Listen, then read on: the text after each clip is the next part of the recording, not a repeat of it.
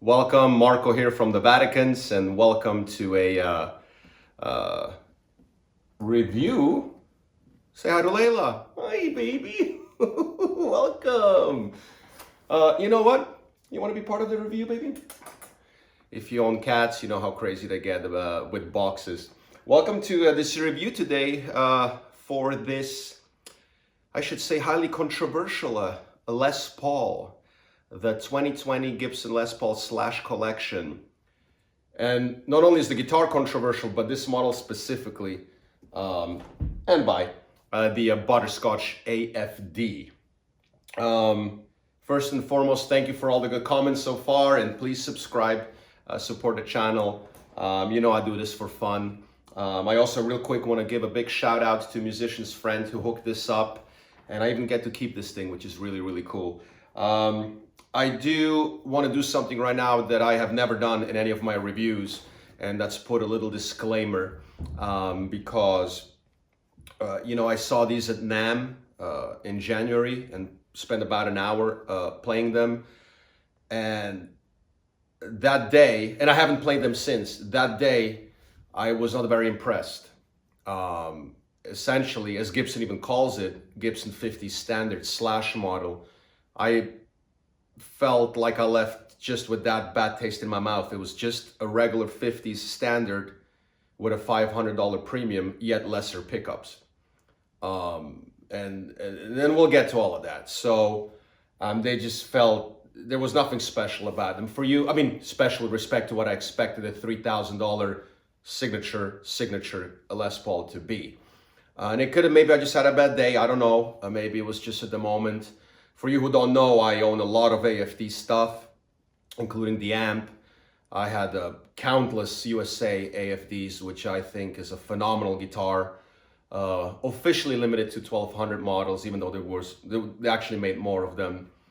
I own two right now. I also have two BOSs, one of them aged. The one thing I will not do is compare this to that guitar, because that wouldn't be fair. I want to give this a fair shot. And it'd be actually interesting to see if something has changed, my opinion, since I saw it at NAMM. There's just something, especially when it comes to the AFD line, that I expect or have come to expect what a slash model is. And you know, when I see a guitar with burst buckers or modified burst buckers now with an Alnico 2 in it, that to me, hand on my heart, doesn't necessarily scream greatness. Especially when you compare it to something like the APH1 or APH2 from Seymour Duncan, which is just an incredible pickup, whether you're a Slash fan or not. And speaking of Slash fan, you know, if you are somebody that's such a fanboy that, you know, dresses like him and wears a top hat and tries to imitate him to the core, you know, you're probably not going to care much. You're going to just buy it regardless because it has a Slash sticker on it. If you're somebody who doesn't care at Slash whatsoever, you're probably going to be on the opposite spectrum, not buy it at all because you hate Slash. And if you're like me, who just cares about quality guitars for the value, price, value ratio, then you're going to approach this much more neutral. Speaking of Slash, there's also something very unique that they got him to do that he's never done. He actually made an endorsement on paper saying this is close to what he plays. Okay. Slash playing a burst bucker and a production 50s Les Paul. Okay, all right, well, let's unpack it and see how this AFD looks. The one I should also mention real quick at the end that I saw at NAMM, and I don't know if this is different, I haven't opened it yet, we'll discover it together, wasn't butterscotch as the AFDs are, which replicate the Chris Derrick guitar. And also, obviously, the APH2 Seymour Duncan isn't really what Slash plays. He plays the APH1. The APH2 was designed because the APH1 and the signature guitars kind of sounded a little bit off because of the aged wood being much thicker and non-weight relieved. And even the cats are getting excited. The ones we saw now were actually trans amber, and I verified that with Gibson. The code was trans amber, the color code that they used. So again, you can see why I left like, okay, is this just a money grab, or do you guys actually care about? And by the way, nothing wrong with the money grab. It's a capitalist government. I'm all for it. So if I can charge you $99 for watching my video, for example, and then a million people are going to pay it, you bet I'll take it. You know, But again, I'm in the middle.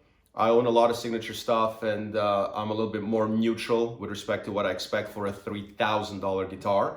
So let's see what we got. All right, guys, here we are. This is the big moment. Case looks good. As you can see, there's nothing that indicates the guitar being a slash signature like the limited runs were, if that's what you want to call them. And it doesn't have to. In a way, that's also cool. A lot of people never liked the slash logo on the headstock being so predominant, and then the whole case screaming it. A lot of people loved it. Let's see what's up. All right, here we go. Here we go. Here we go. Is there more? Good case. And oh, I'm missing one. Well, duh, Marco. How many Les Pauls do you own? All right, and here we go. Okay, a lot of paperwork. Thank you, Mike. We'll take that off. All right, let's see what we got.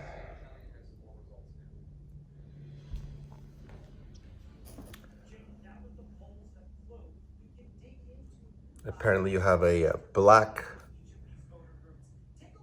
rod cover in there somewhere, so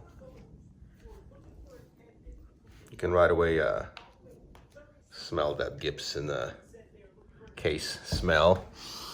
Okay, I just got a contact height. Let's take it out and we'll analyze it a little bit and put it right next to my 4N here. Let's see what we got.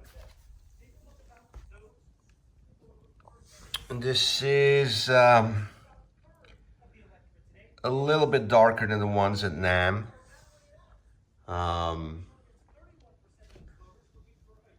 This is almost butterscotchy. Still not butterscotchy, but it does look good. It's a very, very nice top. It actually has some flex in it, which means it's a very good quality of maple right there, as you can see. The wood selection on this one, I've seen a few in the stores that, remember, they're all supposed to have AAA, and a lot of them really don't.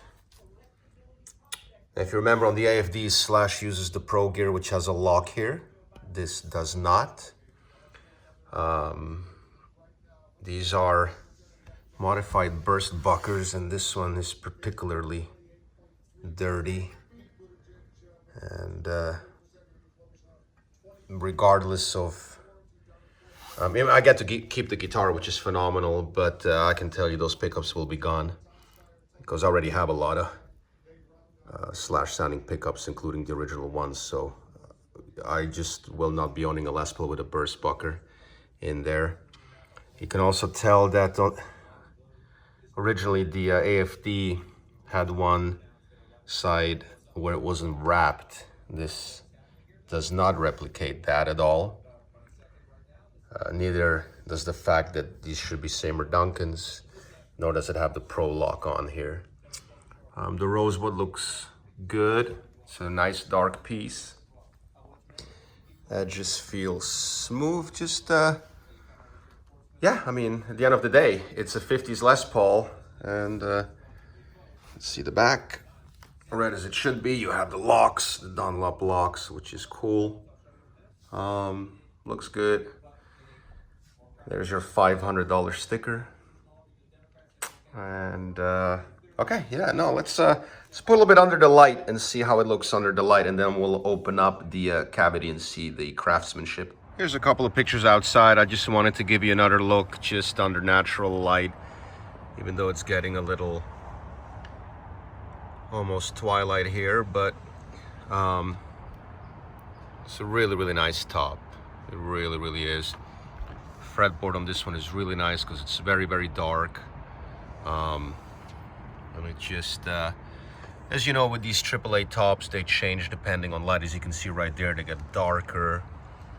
What I really like about this top is the flex. That just means that it's a really, really good quality piece of wood.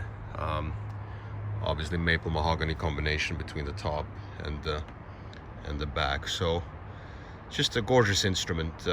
Let's check what's inside the case. All right, let's check what we have in the case. Just wanted to let you know real quick. This thing is heavy. This is not weight relieved. So just know that if you have back issues, this thing is probably pushing 10 pounds. It's really heavy. And the neck is nothing like the limited AFDs were, which were kind of like a Les Paul Classic Slim. This is definitely way thicker. And again, that's actually, I don't mind that. I think that's super cool. Because, you know, I like my 59 neck, I like 60s, I like them all, you know. I have so many guitars with different necks. So, but just heads up. Let's see the case, what we got here with the candy. Oh, they put on 946s for me. That's cool. You got a little, I mean, it's nice, but who's ever going to use that? Of course, the pick guard, if you want to screw it in. Picks, which, I guess, slash signature picks. There's the rock cover there, which is nice. You get a black one. You get the regular inspection card with serial number, and as Gibson does, the picture, which is very nice. So cool top on this one. You get I guess another tool bag and all that stuff that's in here. Yeah, you can tell it's just another tool bag, a little you know, and probably a cloth. So I'm actually gonna leave that unopened because it's always the same thing, and of course the key. Let's open the cavity and check electronics, because I want to see that. All right, even the cats are getting excited. Took the rod off, the rod cover I should say. I'm going to replace it with the black one. You can see the plate is not centered. I'll turn that around so you can see right in there. This should be even to the horizontal headstock, so that was not centered. Not that it matters, it's just, you know, it is what it is. That's Gibson for you. You never know what you're gonna get, but that's also the charm of it. And then in the back, we have the orange caps. I'll check what pots they are, if they're 300. I think they're 500. Yeah. And wired electronics. So anything here? 233K. Okay, just typical orange caps. So yeah, it's exactly what it's supposed to be. It looks good, looks decent. Everything is good, you know. Again, you got your little sticker here, as you all know. That used to be obviously a big headstock logo in the back. I mean, back in the day, I should say. Excuse me. And you got that narrow 50s and 60s headstock, which is cool. And again, modified burst buckers. I still don't know why we're not using Seymour Duncan's APH 1 or 2, which is closer to what a slash guitar is. I don't know the story behind it. I don't much care. There's no secret. I'm not a burst bucker fan, but that's also just the beauty of it. Blow me away. Let's see when we plug it in. We got great amps to compare it to. We got a JBM Satriani, and we have a Petrucci JB2C+. So we'll go into the Marshall, which will be a little bit more neutral to what we're gunning after with respect to the slash tone-ish. But at the end of the day, these have to live up because it is marketed as a signature guitar to a particular artist. So I guess there's only one thing left, is to plug it in and see what we got. Hey guys, so here we are. Let's see what these pups sound like in combination with the tone woods and the quality. I'm so tempted to take out my VOS or even USA AFD, but I promised I'm not going to do that because I want to give this guitar a fair chance with respect to as a standalone guitar. that it is, it being a slash model. And then I'll give you, I guess, my verdict at the end. I just tuned it up, but I haven't plugged it in. And I'll do you the favor and skip the clean sounds, because I never really understand why people review clean sounds. It's the most masked sound you're ever going to do. A clean sound straight in, obviously, we don't use it. It's terrible, and everybody masks it with I have a chorus, delay, reverb, so any pickup you can mask to sound good on clean.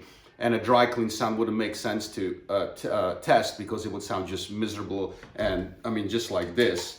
Let me show you. So that doesn't do us any good. And if I put chorus and flanging and all kinds of stuff on there, it's all going to sound great. What I want to do is exactly the opposite of what the stores do. Well, the stores have a job of selling you these. I want to do like I always do, open chords that I know I'll learn from teachers in the past that expose the pickups for what they are. Remember, this is a 50s Les Paul. The 50s Les Paul having burst bucker 1, and this supposedly is a slightly overwound burst bucker 2. So it's not a Seymour Duncan APH 1 or APH 2. So I'm just going to go right into it. So let's see what we got. We're going to go and do a little open chord voicing on the bridge, and then go to the neck.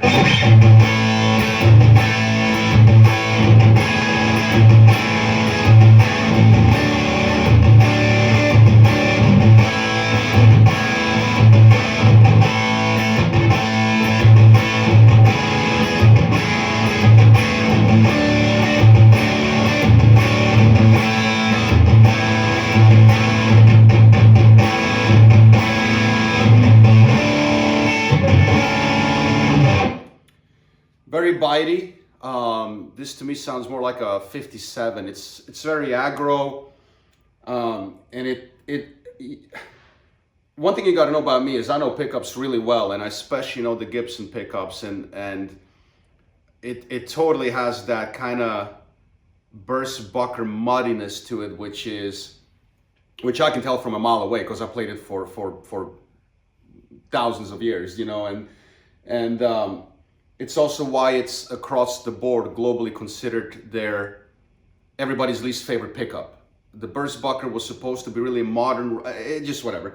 There's just pickups that do a way better job than the burst bucker does. It sounds really aggro and really good, but let's start the same voicing again. And what I like so much, it's open voicings, which exposes that mid-range frequency compared to just, you know, everything's going to sound great there. And notice how we're going straight in, guys. This is a JVM Satriani head. I have nothing. Not even delay, reverb, nothing. We're going to expose the pickups for what they are. And the best thing is you have overtones with open strings. So I'll do the same thing again, but then switch to the neck.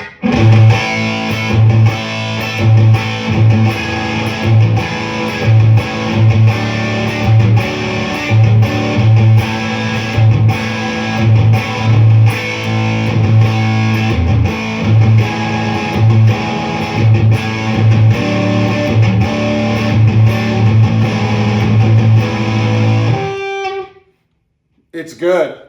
It's really, really good. Let me show you something. And I'm purposely not intercutting this. I want you to remember what you just heard. Not a slash model, just a regular used $1,500 Trans Amber Les Paul with APH 2s.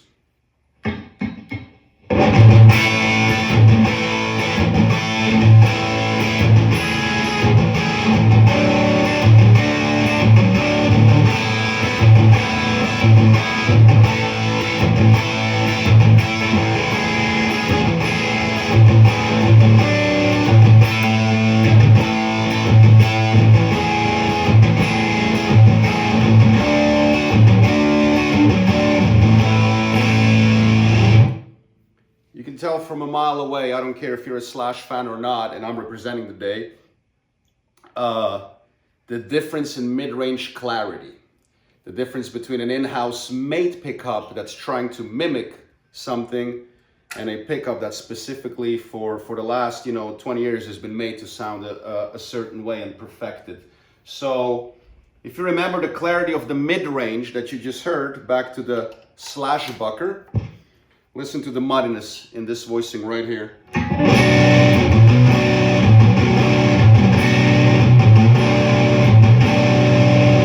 In my opinion, it doesn't touch the Seymour Duncan. And again, this is not a slash model. I'm not going to take out my VOS.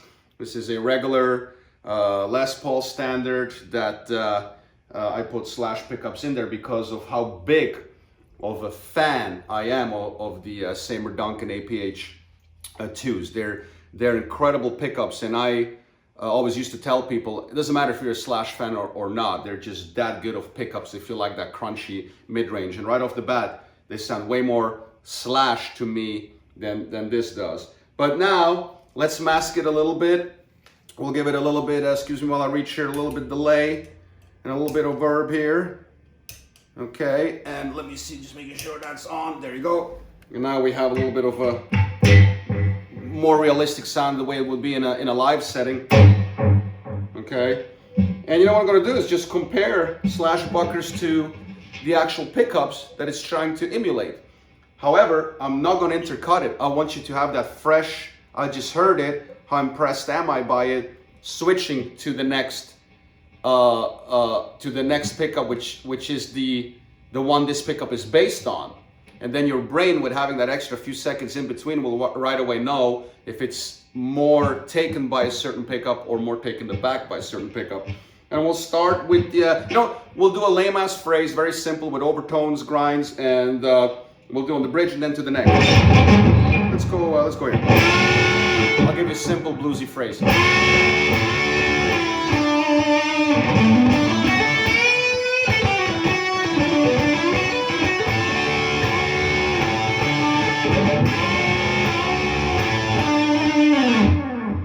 Very nice, growly, really, really nice. Again, it kind of sounds a little muddy to me. I could be wrong. I'm discovering this in real time like you are. Here's the actual APH2, same phrase.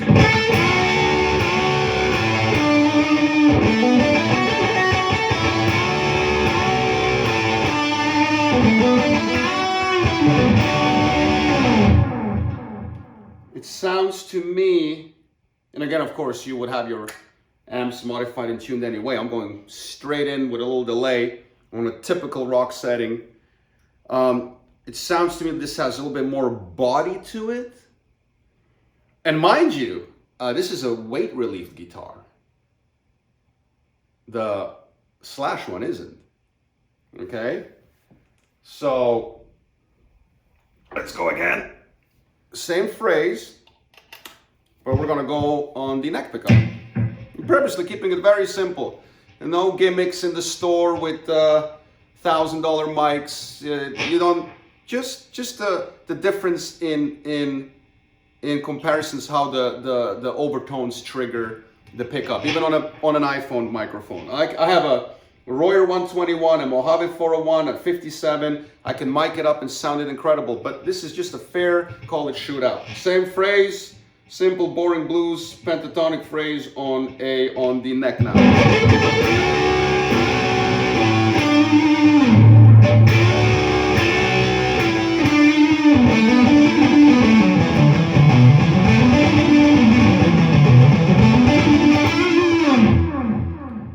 It seems to handle lows, and anything mid-lows past 500K just seems to be very, very muddy. Let's see what we got. Same thing.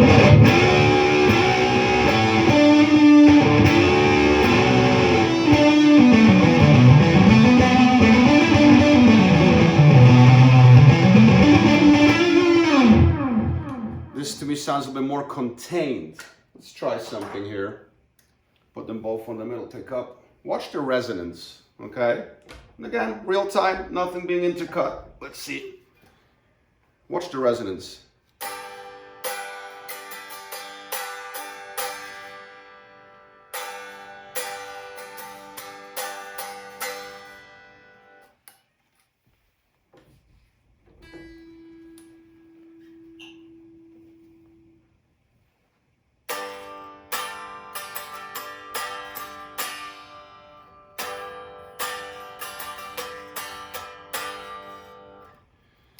if you know woods, and then you probably know what I just did, the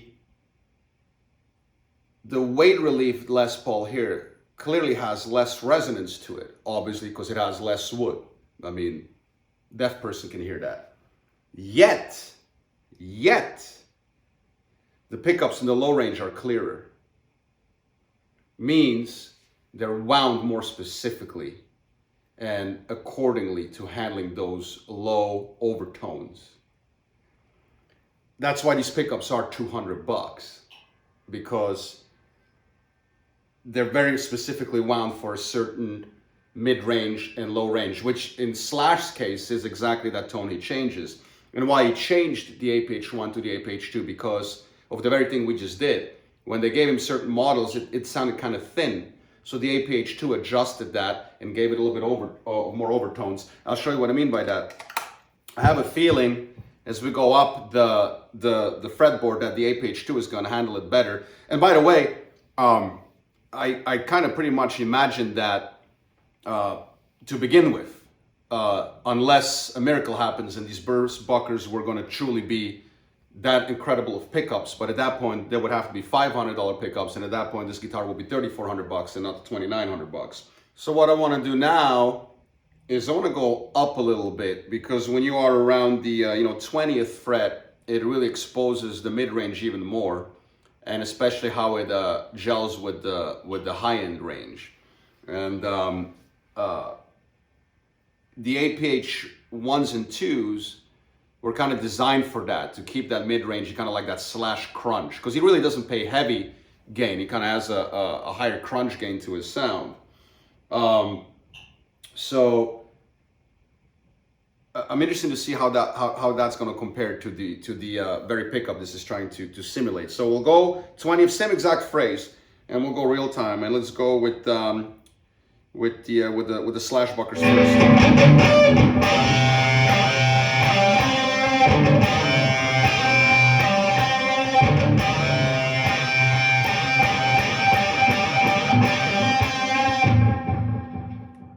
You can kind of tell the mid-range is starting to miss a little bit. It's starting to sound thin.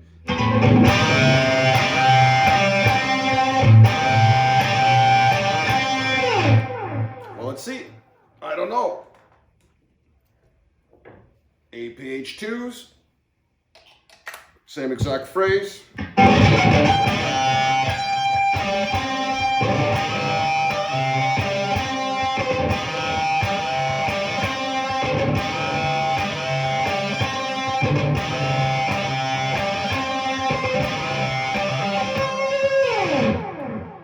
Very similar. You can tell right away that this is slightly more output because of the overtones what appears to be louder, which it isn't. It's just a little bit more signal being fed through the cylinders, if you will. Not a big difference. Just the APH2s are clearly a little bit more output on that one. I think you're going to hear a big difference now when you go to the neck. Watch this.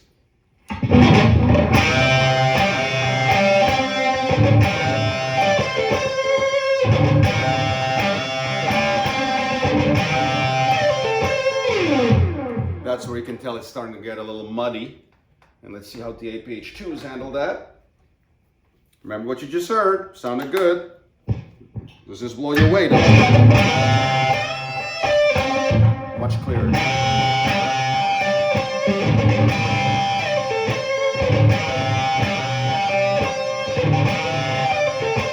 Right there's your Slash sound.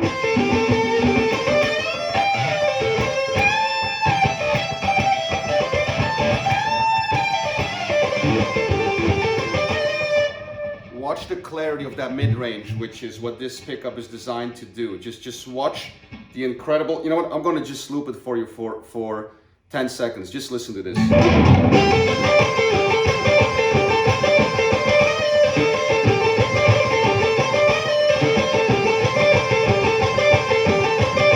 Listen to the bite and the clarity.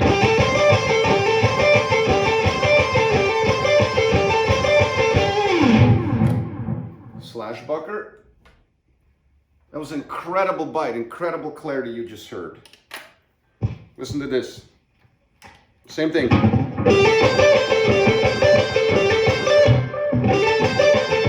difference.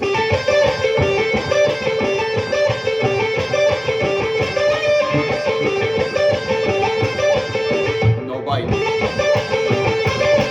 And I'm gonna pick it hard.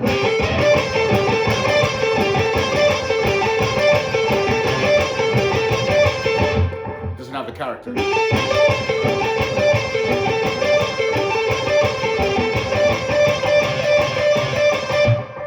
Very generic. Listen, just listen to this, and then I'll go back.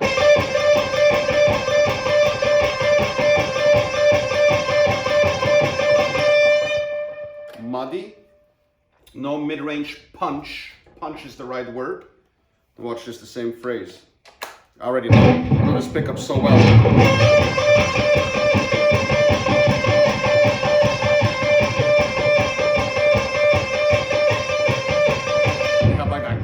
That attack in there.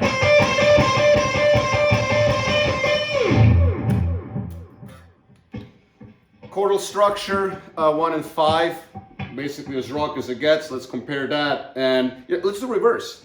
I'll start with this one, APH2s, and mind you, this is weight relief. This doesn't even have the full body to go with it. That's why this is such an interesting comparison. So, you know, let's do something super cheesy. 1, 1, 5, 3. Here we go.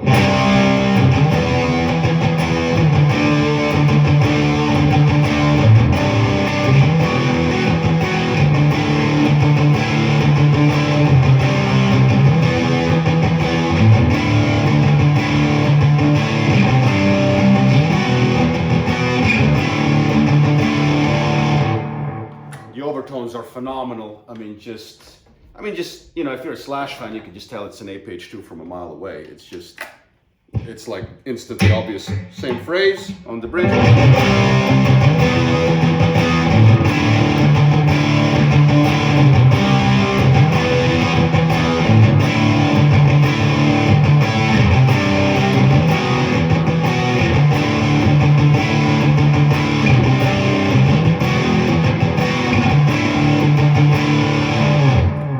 Too. I think the overtones in the mid to highs is much I don't know if it's better. It's just as good, I would say. It's clear. You can tell right away on the bass it's a little bit more generic, just because the pickup clearly is not as fine tuned as the custom pickup that's specifically tuned for that. And then I think once you get past 15, when like we just did the overtones, you clearly start losing the burst bucker starts to sound just like that. Just a little bit more generic, because it is such a big mass-produced instrument. It just kind of, you know, one size fits all. Whereas this, you know what? I'm gonna go clean real quick. Let's go clean, and I'm gonna do a little chorus and a little.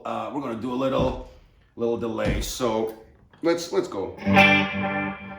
And you know, let's start with the Slash. You know, again, something super cheesy, just to really get a lot of overtones. Because the way to trick it, the story is to start playing super nice stuff and single lines with all that masked stuff. So let's just go. Oh, what I have is a little delay, a little reverb, and a little chorus. Okay, so pretend I'm dialing it in very generically, just to record a beautiful little, you know, generic rock phrase. Here we go.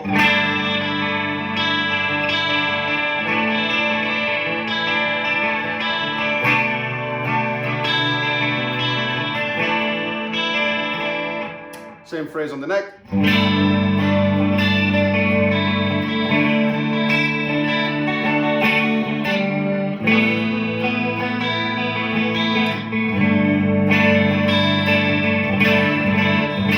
Again, it's really beautiful. What I hear on the neck is, again, the same thing carrying over from the distortion. It's a little muddy in that mid-range, because you can just, again, tell from a mile away it's not fine-tuned for that, which is kind of the very fine tuning that the Slash sound has. You can tell right here.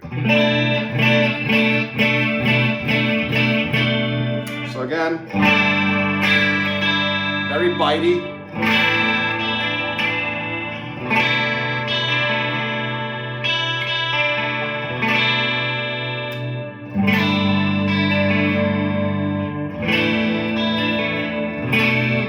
The bridge pickup is way more exciting than the neck pickup. I mean, the neck pickup on this is good, but it's far from great.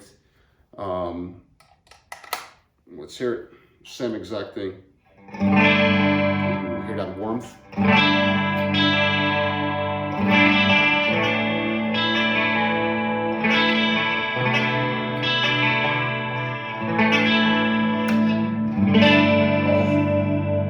Listen to this.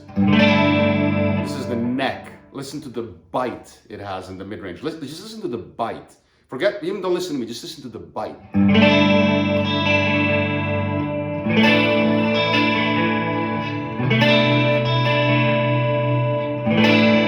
I just forgot the neck pickup on the Slash even exists. Listen.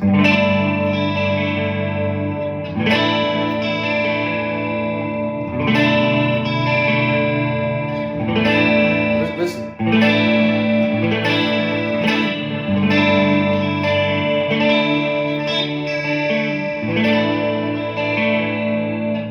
I would take this neck pickup over the whole guitar over there. Yeah. Well, that's that. Hey guys, so just a few final words, I guess my personal subjective opinion. Oh boy, you know, I've been doing these reviews for a few years now, and you can go back and look at all my Les Paul reviews and the enthusiasm I've always had back to the 2016 Standard and 17 Classic and all that stuff. And I'm having a little bit of a hard time with this, you know. I just, and you know, maybe I am lying. Maybe I'm not that neutral. Maybe I am more of a Slash fan than I want to admit to myself, and hence the disappointment. You know, the reality is, you know, when these things were announced,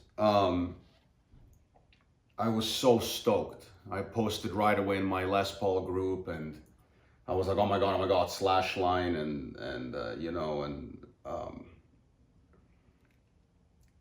you know, just immediately wanted to jump on the bandwagon. You know, I really did. You know, especially with this one, because remember, it's not just a Slash line. This is a very particular model within the Slash collection, as they call it, which is supposed to give you that AFD, AFD guitar. I mean, and I just think Gibson missed a lot of opportunities with this. And before all of you Slash fans who walk out there with the top hat and put wigs on to look and sound like him on stage, to the point where it's just, which is all good, before you poop your pants, you know, I'm gonna say it right here on tape for the World Wide Web. This is a great guitar.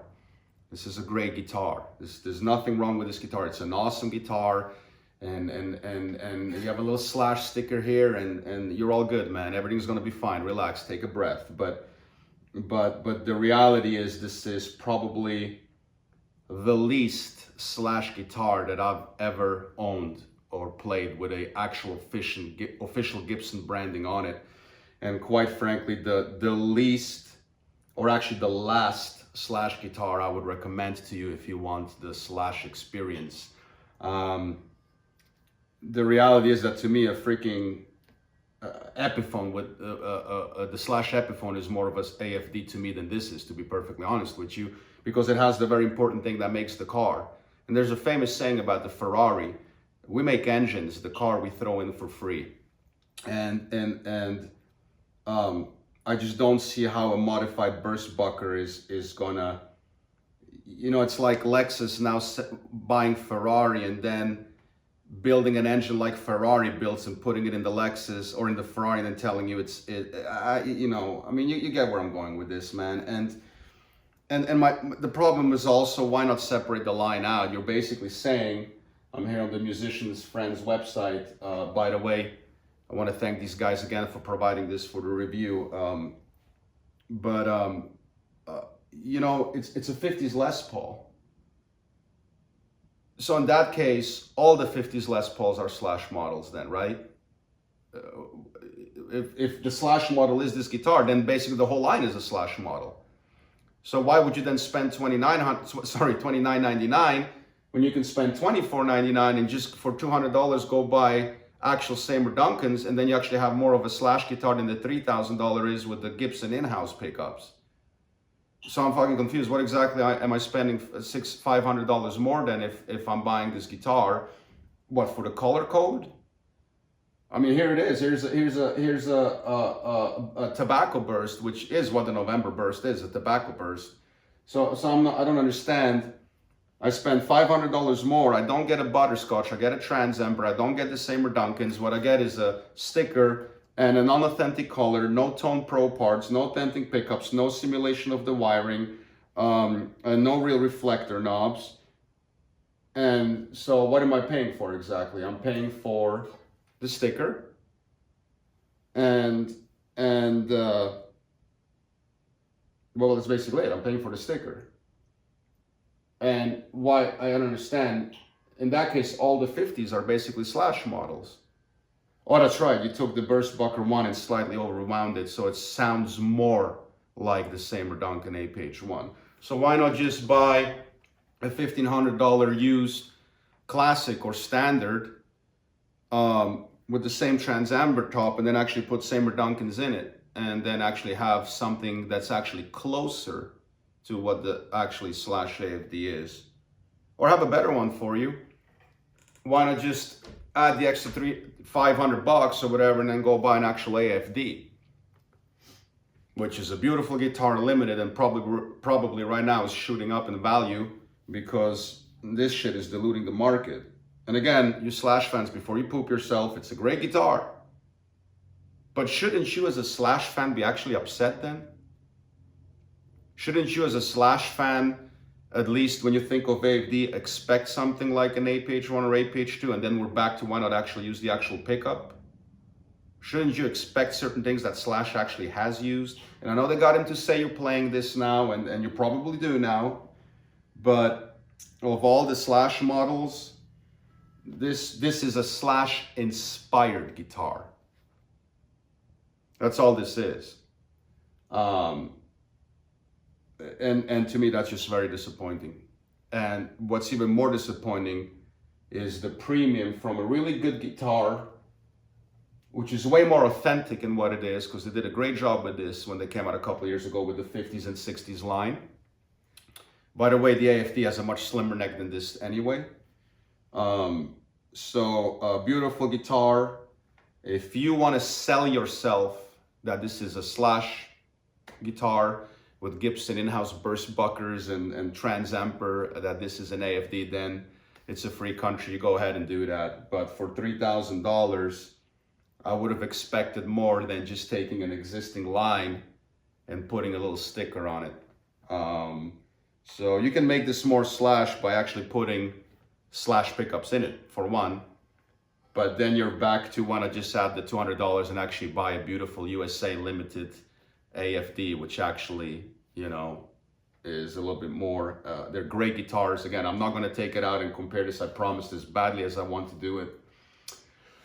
But yeah, if I were to keep this, these would go. They will go right away, and I'll probably just sell myself on having a beautiful Gibson Trans Amber with, but then again, I probably wouldn't buy this. I would probably just get that if I wanted this, so I don't have the stupid sticker on the back, and save myself $500. And if I want to make it more Slash, just go modify it accordingly. So very disappointing. To me personally, these pickups are very good. They don't touch the Seymour Duncans, and they're not supposed to, but actually yes they are, because remember, you're selling me a Slash guitar. Guys, the APH1 and the APH2 smoke this. This doesn't even come close to having the mid-range that I don't care. There's a reason Seymour Duncan does what he does, and there's a reason Burst Bucker does what it does. And just because you're going to put an Alnico 2 in it and modify it and overwound it, if you want to mimic the Slash sound, you gotta. But again, that's a business decision to sell more guitars, and I'm okay with that. I'm still a Gibson fan. So if you want the hardcore truth, according to me, This is a beautiful 50s Les Paul with a trans amber and slash inspired appointments. And for me as an AFD collector of many things, and by the way, I wouldn't even get this. I'll probably get the Vermilion Burst, so at least you have like a really unique top, okay? Yeah, $3,000, and yeah, I'm sorry, I just have a hard time being enthusiastic about it because my regular used Les Paul blows this out of the water. And then if I want the slash experience, I'll just go to my shed and start digging out my AFDs, which you guys already have lots of videos on anyway. So, $1,700, $3,000. So, you know, if you're really a slash fan, I wonder if maybe this is as disappointing to you as it is to me. Great guitar, a little mislabeled maybe, but it is what it is. Hope you enjoyed this. I'm sorry, I wanted to be more enthusiastic about it, but I just can't. So anyway, I hope this helps you. Don't let that steer you away from buying anything your heart desires. It's a free country, free opinions, you know, take advantage of them, share your thoughts, go to the comments, agree with me, bash me, whichever you see fit. I hope at least this helps you compare a little bit the sound of a official slash towards a self-made slash. And if you want, I'll post some videos of my AFDs to compare more of the authenticity to what an actual AFD is. So don't forget to subscribe and check out my band, the Vaticans, and I'll see you shortly here for the next review.